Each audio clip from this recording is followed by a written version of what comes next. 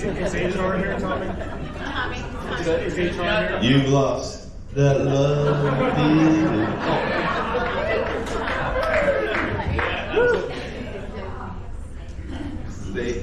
Katie's telling me to say play. Play. Oh, here, let's step to the side. You've got a friend in me. You've got a friend in me. But it's alright. Riding around in the breeze, well, it's alright. If there's a life you please, well, it's alright. Doing the best you can, well, it's alright. As long as you lend a hand. Be glad there's one place in the world where everybody knows your name. And they're always glad you came. You are good. You are all the same. You are good. Everybody knows your name.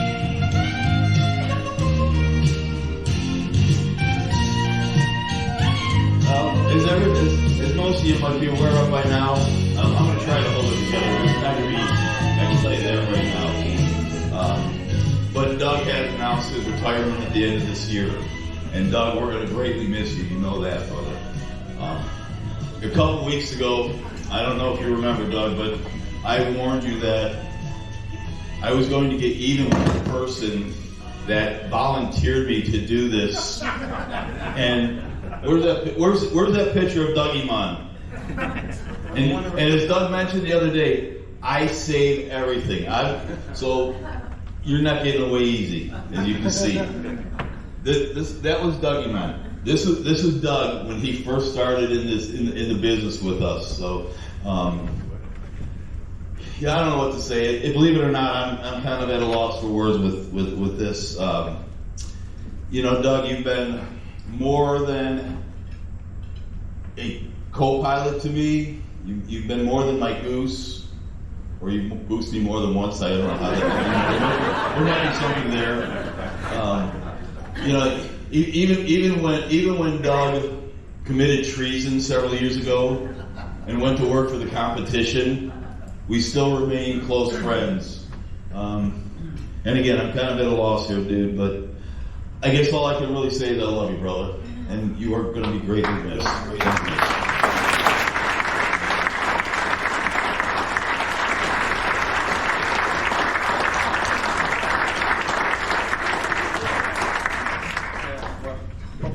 And not only am I going to miss Doug, oh, chill out, dude.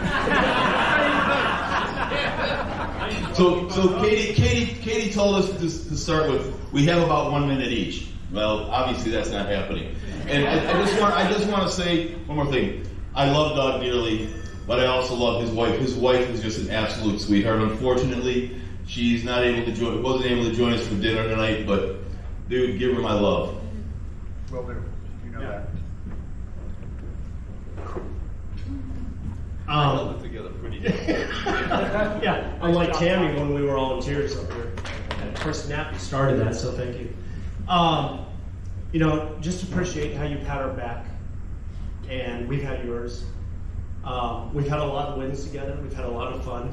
I remember the first night I met Doug was with July of 18, and afterwards, it was you, McTurnan, Naparella, and myself back at the DoubleTree, and that was probably one of the worst nights I've had.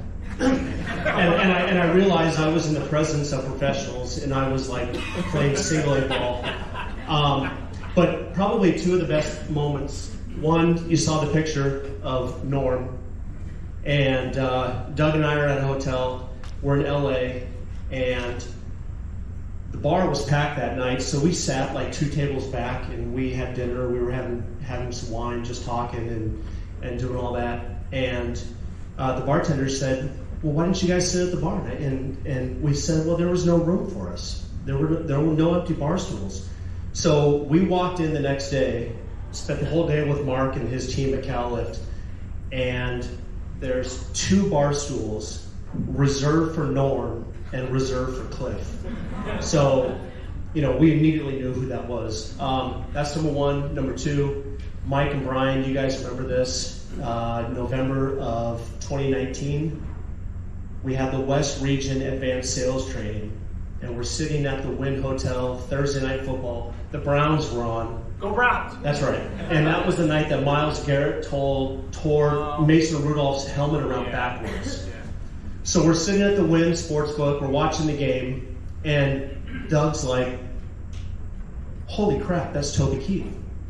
And I'm like, where? And he goes, over there. And I start taking off like this and running after to go introduce myself to Toby Keith, and Doug's like, whoa, hold on. We had a 10-minute conversation with Toby Keith. Nicest guy in the world. God bless, Big Dog Daddy.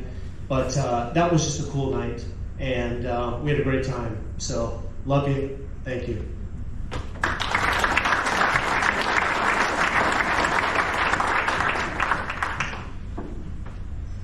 Wow. Good stuff.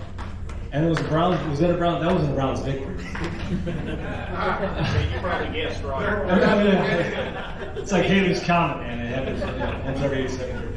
A common trait among great leaders is empathy. And Doug, you are certainly a great leader.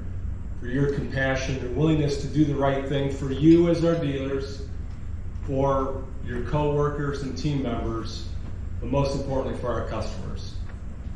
And that is why Doug is well respected by his colleagues, customers, dealers, and anyone that's worked with him on a project. You have a unique style of not only getting the job done or getting the sale, but for also doing it with a high level of professionalism, your own brand of humor, and creating a positive experience for customers and all the stakeholders involved. And your team is a direct reflection of your leadership style. And I'm proud to be part of this team, and I mean that sincerely. And it's just amazing what you do for us, and certainly appreciate your leadership and your friendship, and I will miss working with you. Thank you.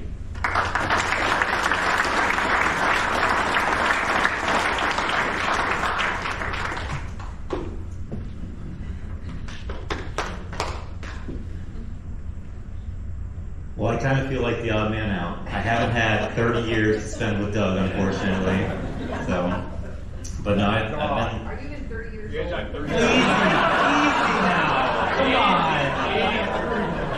Doug babysat. I can see it. No, it's been a whirlwind with Doug. He hired me off the streets, poor little kid in Ottawa.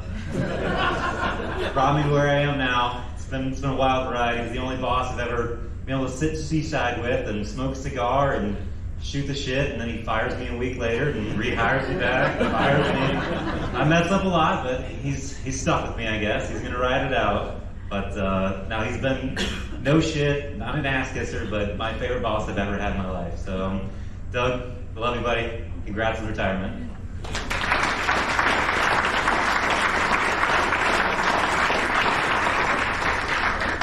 Hello, everyone.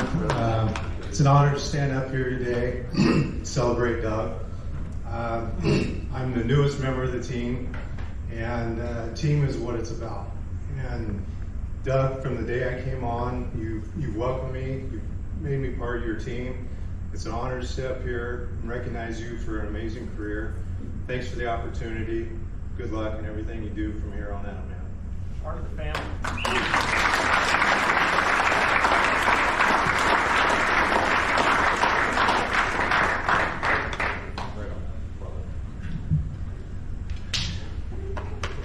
Yeah, I know you guys are getting sick of seeing me up here. Would anybody else like to share any thoughts, any words for Doug, any comments, any stories? Help me out because I can't. Wait, no, anybody? With anybody except Mandriella.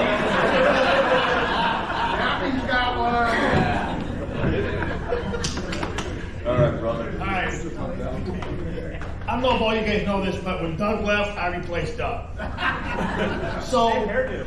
yeah, same hairdo. Remember that picture in Florida when it was Malmberg, Doug and I? Oh, yeah. Up here looking around? Yeah. Right on. Yeah. This is probably not going to be a real PG-13 speech, but bear with me, and I apologize. When Bob McTurnan retired, about a day later, Pecora called me and said, "What are we going to do?" And I'm like, Jesus, I don't know what. We love Bob. I don't know what's going on. Who's going to replace him? So finally, I started playing to see in Mike Pecora's head that you need to apply for that job. Because the devil you know is not just better than the devil you know. So about 2 days of him and I talked on the phone, I got him talking and applying for the job. And he says to me, "I'll apply for the job if you apply for the job." Done. I said, "You promise me you're going to do this?" "Yep, I'll do it too." So he calls McTurnan like on a Tuesday and said he can apply for the job. He called me up and said, "I applied for the job today. You going to apply for the job tomorrow?" I promised you I would. I called up Bob. I said, "Bob, I want the job." Apply for the job. A couple months later, it's a dealer meeting in Kansas City. Joe Ray pulls Pecora out of the meeting in the morning for an interview, pulls me out a little bit later for an interview. Pecora's interview lasted like 2 hours, mine lasted 40 seconds. So I haven't seen Pecora this whole time. Finally, we get together after the meeting. I get to him, "How'd you do?" He goes, "I fucking nailed it. I think I'm going to get the job." He goes, "How do you do?" I said, "Well, not that good, but I think I had a good interview." So if you look at that 60th anniversary, there's a book. There's a picture in there. Pecora and I's wives didn't show up. We're there together, and I'm grinning like a Cheshire cat because I think I'm with my new boss in this picture. Fast forward 2 months later, Ryan Sipple and I are somewhere in Texas. I think it was in Austin for some, I don't remember what it was, something. Ryan comes up to me at about 11 o'clock in the morning and says, "You got a new boss." It's Pecora. Awesome. He goes, "It's Doug Queen." I said, "The asshole that left for Tyco." He goes, "Yep." And I'm like, "Oh, shit. I don't know this guy from Hole in the Wall. I've never met or anything." So, about 2 weeks later, it's been announced. Doug and I haven't talked or anything. I get a phone call. 785 area code. Knew when I got my phone. I'm thinking this guy be Doug Queen calling me. So I'm going to kind of be an asshole. He calls me out. He answers. I say, "Hello, Matt with this is Matt with Kalmar, Ottawa." And he goes, "Hey, man, Doug Queen, what are you doing?" I said, "I'm sitting in my office answering emails and watching Law and Order." I said, "What are you doing?" He said, "I'm sitting in my backyard answering emails, smoking a cigar." We then started to compare stories and notes and everything, and yeah, what's this guy doing? What's that asshole doing? That guy's a douchebag, blah, blah, blah. We soon became fast friends. And over the next few years, Doug really helped me have a lot of success with my dealers, the sales I had. I really appreciate that. We've become fast friends, and gonna miss you. But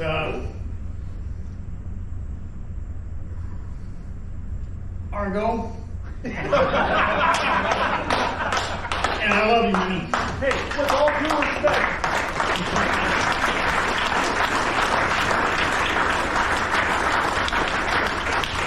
Thanks, Matt. Anybody else have any stories they would like to share with Doug, or any comments they would like to come up and make on Doug's behalf?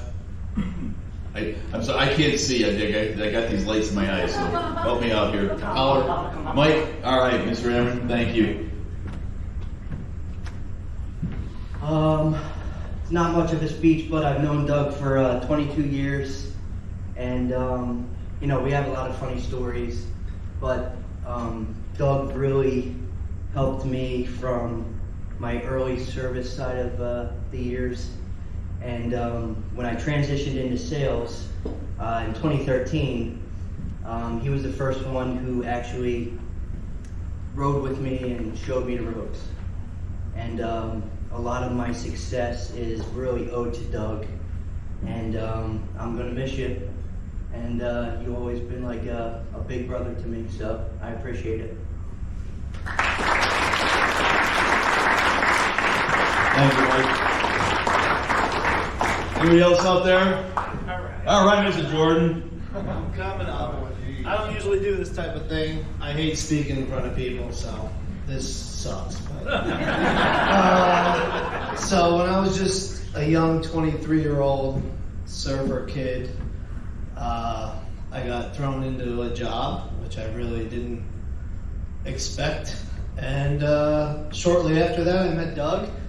He was my region manager in 2003, and he kind of, he really made it bright. I was happy when I met Doug. He came to my dealership, and I remember standing on the loading dock smoking cigs. Remember? We were standing there smoking some Camel Lights, Marlboro Lights.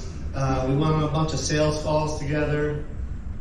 And, Matt mentioned when he went to work for the enemy. That really broke my heart, Doug. When I came back. You came back. We took you a little less seriously when you came back. Understandable. We were happy though. We were happy to have you back. We were, deep down. But Doug was the first person I met from Ottawa. And it was nice because he came from the dealer. He came from the dealer network. So he always had our back. Always did right by us. And you're going to be missed, dude. And I hate speaking in front of people, so. I love you. Thank you, Jordan. I guess the one thing I would summarize everything is, Doug, you're well loved. We're all going to miss you. We wish you the best in retirement. Come February 1st, we're gonna go. What can I say? I said we're going to miss you. Thank you, everybody.